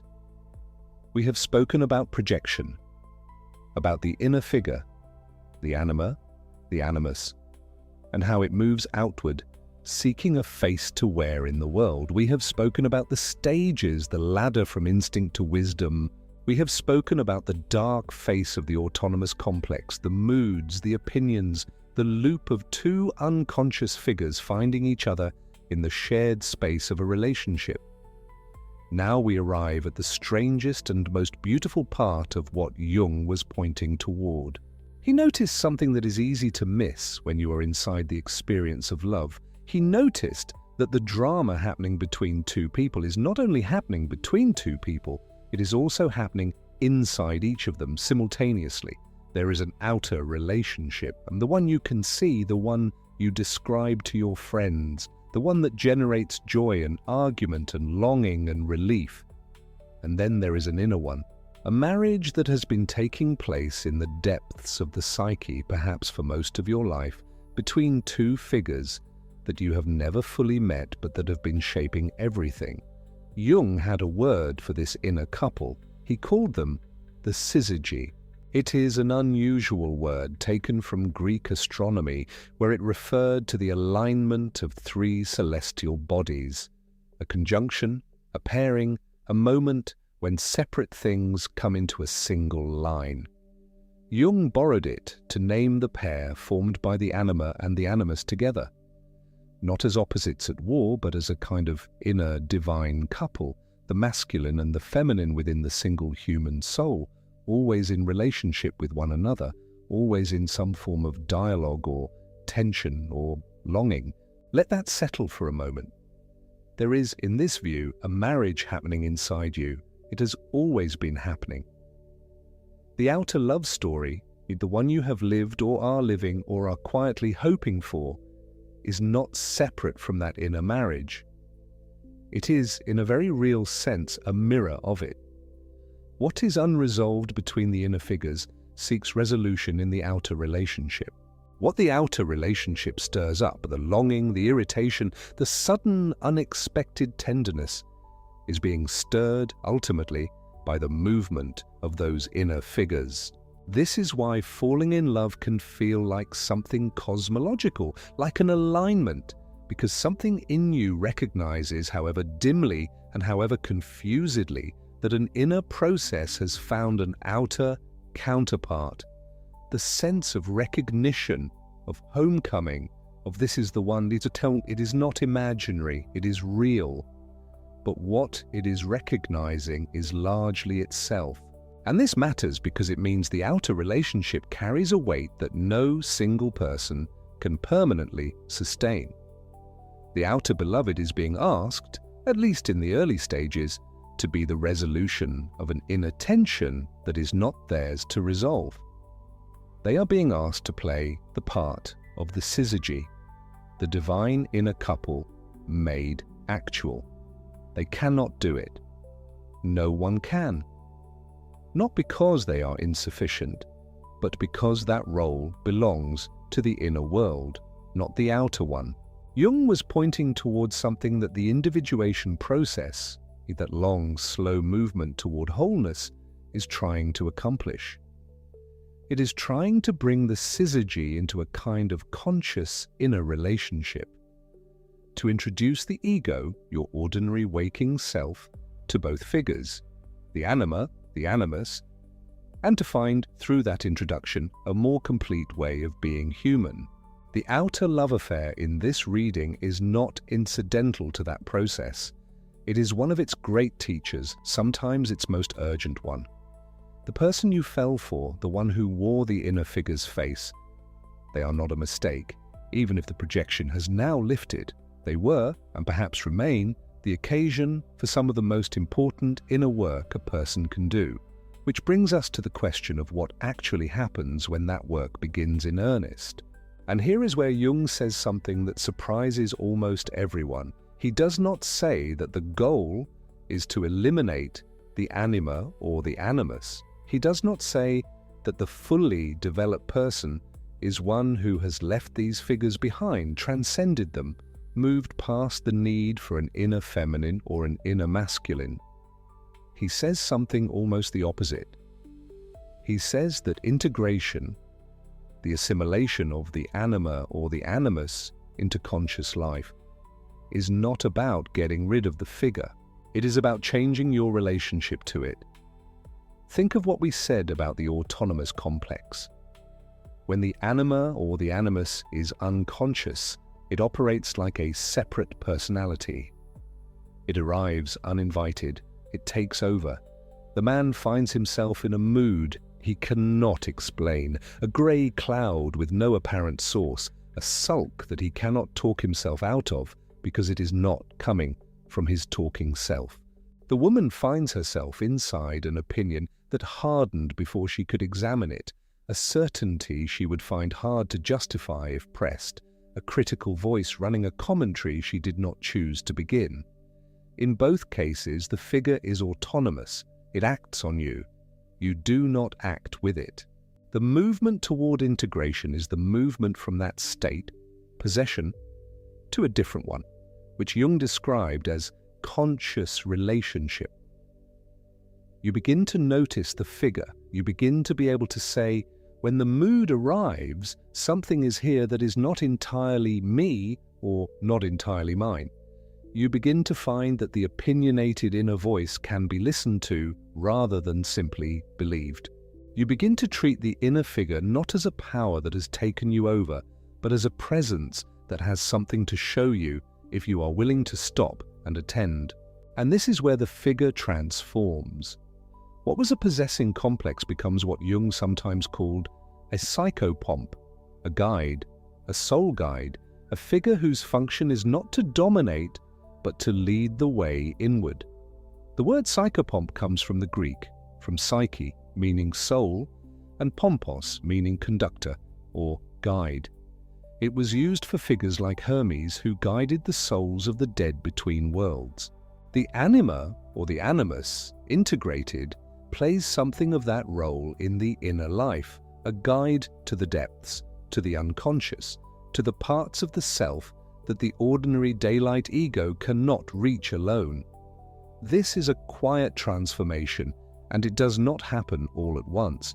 It happens in the way that most genuine psychological shifts happen, gradually, unevenly, with setbacks and reversals, and with moments of unmistakable clarity that make the long, uncertain stretches worth enduring.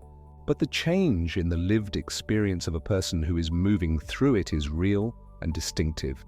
The creative life often deepens. There is less rigidity, less compulsion. The moods are still there and the anima does not disappear, but they are no longer quite so sovereign. The opinions are still there and the animus does not fall silent, but they are held a little more loosely, a little more examinable. The inner figure becomes something more like a collaborator and less like a tyrant. And this has consequences for love. When the inner figure is no longer entirely autonomous, when it has been, at least partially, brought into conscious relationship, the relationship with a real outer person changes in quality. Because the projection has been withdrawn, at least in part, the beloved is less burdened with the task of carrying the archetype. They can be themselves, imperfect and ordinary and real, and that is now enough, more than enough, because what you are now offering them and receiving from them is not the idealized hallucination but actual contact. This is what Jung meant when he spoke about mature love emerging after the withdrawal of projection. It is not a consolation prize. It is not what you settle for when the magic fades. It is something more substantial, more nourishing, and more sustainable than anything the projection could offer, because the projection, however dazzling, was always lonely at its core. You were not really seeing the other person, you were seeing yourself reflected in their surface. And there is a particular loneliness in that, even when it feels like the fullness of the world. Mature love, love after the projection lifts, is the first moment of genuine meeting. You see someone, not the figure your unconscious needed them to be, not the sole image walking in the world. You see a person with their own inner life that you cannot know from the outside, with their own contradictions and histories and surprises, and something in you chooses them anyway, chooses them more clearly than you could have when they were still wearing the mask of your own unconscious. That choosing is different in kind. It is quieter. It does not have the electric crackle of projection. It does not feel like lightning. It feels more like something settling into place, like a key turning in a lock, slow and certain.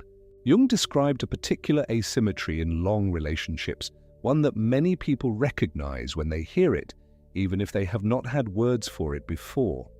He wrote about it in his 1925 essay, the one he called Marriage as a Psychological Relationship, and it is one of the more honest and quietly uncomfortable things he ever set down. He described what he called the container and the contained. In almost every significant relationship, he observed, one person tends to be more fully encompassed by the relationship than the other. One person's life is largely organized around the shared life. The relationship is, in some sense, the container of their existence, the frame within which most of their meaning and identity and daily reality is held. The other person's life extends outward in ways the relationship does not quite contain. A work life, an inner life, passions and directions that pull them beyond the shared space. Jung called these two positions the contained, the one held within the relationship, and the container, the one who holds. And what he noticed was that this asymmetry generates a particular dynamic that is not about love at all, but about psychological need and projection. The contained person experiences the relationship as the whole of their world. When the relationship is good, everything is good. When there is friction, everything feels at risk. Their anima or animus is still largely being carried by the partner. Their inner life is still, to a significant degree, living on the outside. The container, meanwhile, the one whose life extends further, may begin to feel a kind of restlessness, not because they love less, but because the relationship cannot carry the whole of what they are, and something in them knows this. The tragedy that Jung was pointing to is this. The more contained person often experiences the restlessness of the container as rejection or as evidence of not being loved enough. And the container often experiences the contained person's need as a weight, a demand, a closing in. Neither reading is entirely accurate. Both are the result of projection still in play, inner figures still being carried by the wrong address. When both people can begin to withdraw the projection, to carry their own anima, their own animus, rather than depositing it in the other, the asymmetry does not necessarily disappear, but it loses its most painful edge. The contained person begins to find that there is a life inside themselves that the relationship does not have to provide. The container begins to find that their inner restlessness has an inner address, not only an outer one. The dynamic shifts from one of mutual unconscious need to something more like mutual conscious choice, which brings us gently to something that needs to be said, because this is old material and the world has changed since Jung first wrote it down, and there is a question that a thoughtful modern listener might reasonably bring to all of this. Does any of this apply if you are not a man with an anima and a woman with an animus, in the simple binary sense that Jung's original language implied? It is a fair question, and it deserves an honest answer. Jung wrote in the early and middle decades of the 20th century. His frame was shaped by the conventions of his time, and he spoke largely in terms of biological sex, of male and female, as two distinct types, each carrying the opposite within. The anima was a man's inner woman, the animus was a woman's inner man. That was the frame, and within that frame the material is precise and often brilliant and still deeply recognizable. But a scholar and analyst who came after Jung, James Hillman, began to press on that frame. Hillman published a study called Anima, an anatomy of a personified notion, in 1985, and in it he argued that the concept of the anima, and by extension the animus, need not be anchored so rigidly to biological sex. The inner other, Hillman suggested, is better understood as an inner presence that is simply other than the ordinary ego. Not necessarily opposite in any simple chromosomal sense, just different, deeper, carrying qualities and voices and capacities that the conscious self does not have easy access to. In this looser, more flexible reading, the dynamics Jung described do not belong exclusively to any one configuration of gender or sexuality. The experience of projecting an unconscious inner figure onto someone you desire, and the experience of that projection eventually wearing thin, and the developmental task of withdrawing the projection and integrating what it carries, these are not exclusive to heterosexual men and women in the 1920s.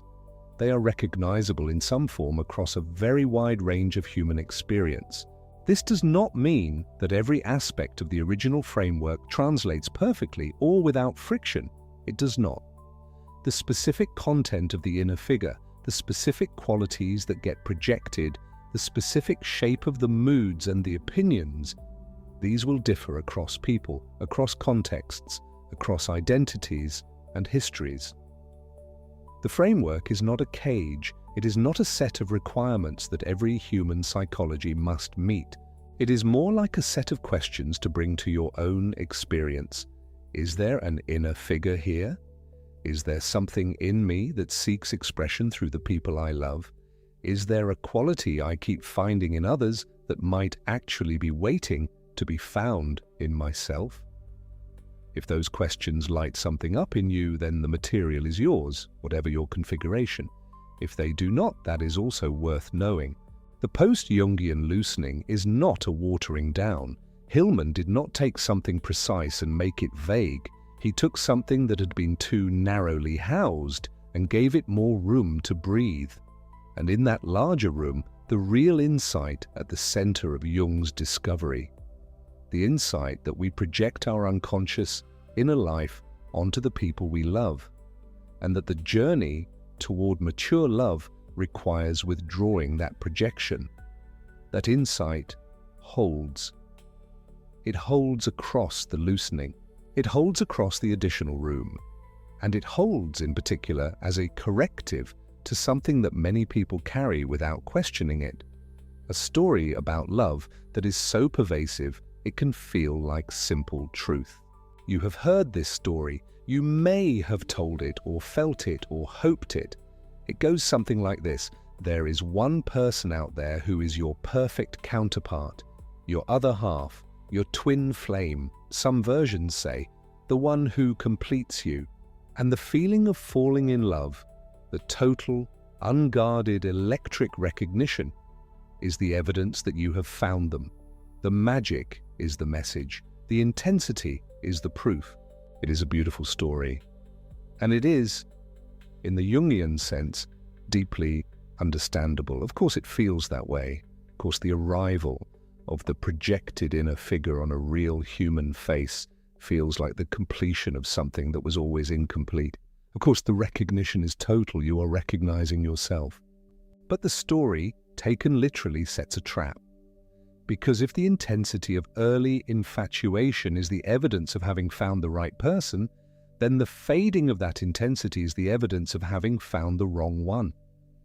And so people leave relationships the moment the projection begins to lift in search of someone who will restore the feeling, someone who will carry the anima or the animus again, fresh and new and uncontaminated by reality.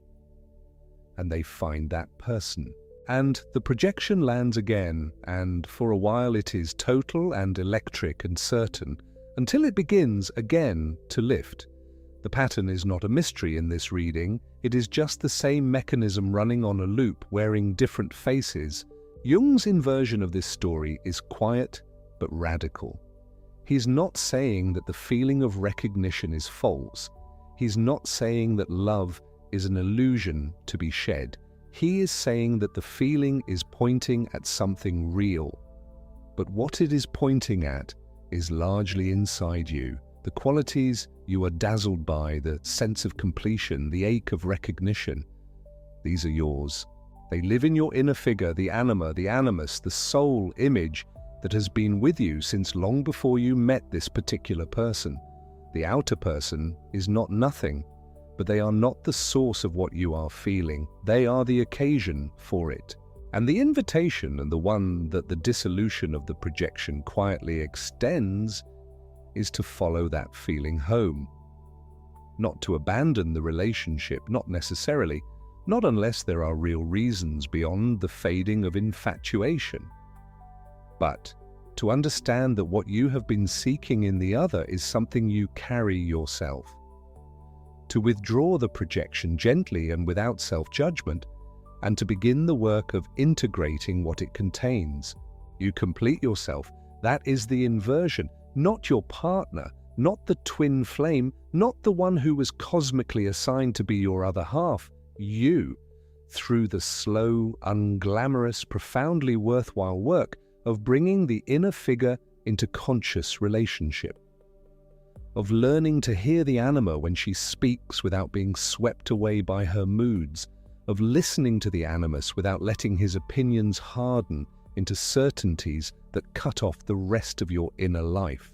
This is not a lonely prospect, despite how it might sound, because the person who has done some of this work, who has begun to withdraw their projection, who has begun to carry their own inner figure, is also a person who can actually see their partner. And there is nothing lonelier in the end than being loved by someone who cannot see you, who loves the image you carry for them, the archetype you happen to fit. There is a particular grace in being seen by someone who has done the harder work of looking. That grace is what waits on the other side of the projection. That is what mature love offers. And perhaps tonight, wherever you are lying down in the quiet, some part of this has found its way to a thought you have had before, but not had language for. A love that felt total and then gradually didn't. A quality you have always sought in others and not quite known why. A mood that arrives without invitation and does not leave when you tell it to. An opinion that is certain before you've had time to examine it. A sense that the person you love is not quite the person you thought you were loving, and that this is somehow both loss and gift. None of that is failure. None of it is evidence that something has gone wrong with you, or with them, or with love itself. It is the ordinary movement of the psyche toward its own wholeness, expressing itself in the oldest available vocabulary, which is the vocabulary of desire and disappointment and recognition and loss and the slow, patient work of coming home to yourself. Carl Jung spent much of his long life trying to understand this movement. Not because he was immune to it, he was not, and his own life was complicated by exactly the forces he was studying, but because he found it to be one of the central facts of what it is to be human. The archetype is not a theory you are being asked to believe. It is a description of something that is already happening in you, has already been happening in every love you have ever felt, in every disappointment that followed, in every mood that arrived from nowhere, and every opinion that was harder than it needed to be.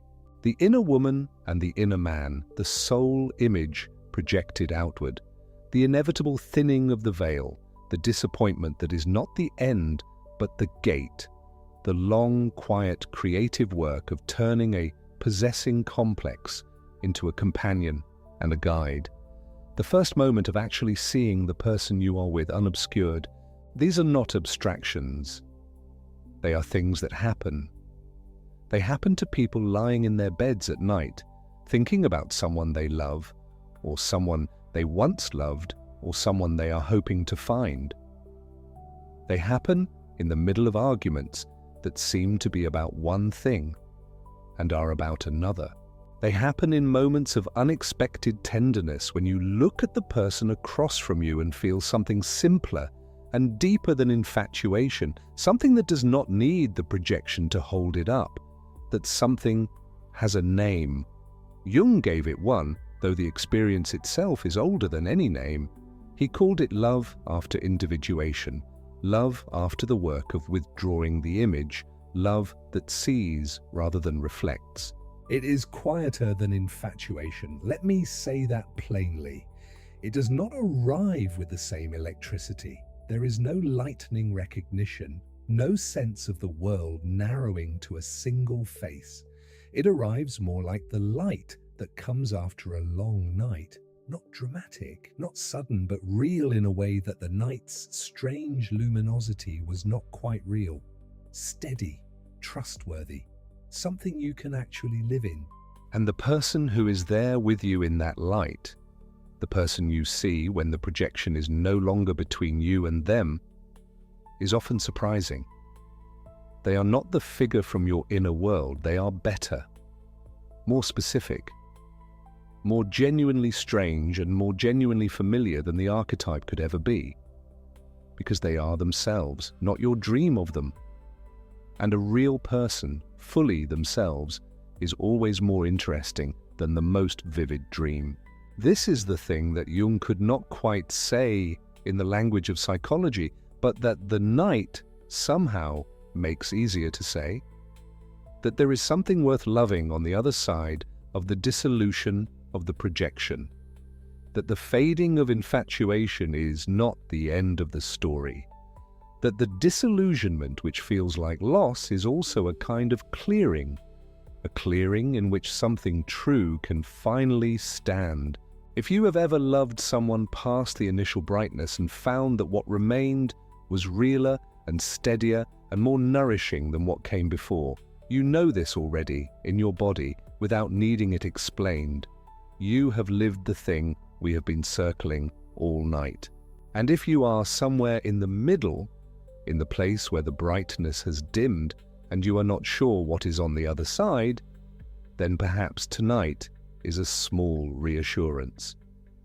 The dimming is not the answer, it is only a question. What is here when the image lifts? That is the question, and the answer, if you are patient enough and honest enough to wait for it, is usually something worth finding. Let your breath be slow. Let this be the last thing you carry tonight, and let it be light. You do not have to have this resolved. You do not have to know tonight who your inner figure is, or what it wants, or how far along the ladder you have come. The psyche moves at its own pace, and it is almost always slower than we would prefer, and almost always wiser. There is someone inside you who has been waiting a long time for an honest introduction, not the mask, not the mood, not the opinion that arrived before you chose it, but the deeper figure beneath those. The anima, the animus, the soul image that has been with you through every love you have ever felt. That figure is not a burden. In the end, despite the trouble it causes in its unintegrated form, it is a gift. It is the part of you that reaches toward the depths, toward meaning, toward connection. It is the part of you that cannot settle for the surface and keeps pressing through desire and longing and even through grief towards something more real. To be in relationship with that part of yourself is one of the quietly extraordinary things a human life can contain. And to be in relationship with another person who is also doing that work, even imperfectly, even in fits and starts, is something the old languages used to call the sacred, and that we, in our more cautious modern vocabulary, perhaps just call love. We have met many things tonight on this slow journey: the projection that is older than your first memory, the inner figure that wears the face of your first beloved parent, and then, in time, the face of everyone you desire, the way the hook is set and why it holds so completely, the way the magic is not an accident and not a lie, but a psychological event of the most precise and impersonal kind, the negative moods and the rigid opinions, the autonomous complexes at their most ungovernable, the 4 stages climbing from instinct to wisdom, from Eve to Sophia, from the man of physical power to the inner psychopomp, the syzygy, the inner divine couple, the marriage that has been happening inside you all along, the container and the contained, the asymmetry that looks like a failure of love and is really a failure of projection withdrawal. James Hillman's quiet widening of the door so that more people could come in from the cold, and the twin flame story, the your other half completes you story, gently turned over and offered back as its truer form. You complete yourself, and then you meet someone. That is a great deal to carry into sleep. So put it down. You do not need to remember any of it. Not the stages, not the names, not the mechanism of projection or the etymology of anima, or the year that Jung wrote marriage as a psychological relationship. If one thing stayed with you, one image, one sentence, one small moment of recognition, let that be more than enough. The rest is already in you. It was there before tonight. This was only a way of giving it some light, Put it down and let the night have you. You are not a problem to be solved before morning. The inner figure can wait. The integration can wait. The work of a lifetime does not require resolution before you sleep. It only requires that you keep going slowly in the direction of honesty, in the direction of seeing yourself, seeing the people you love, seeing the difference between the image and the person more clearly with each passing year. That is enough. It has always been enough. Enough stories for one night. Off to sleep now, Grandpa says.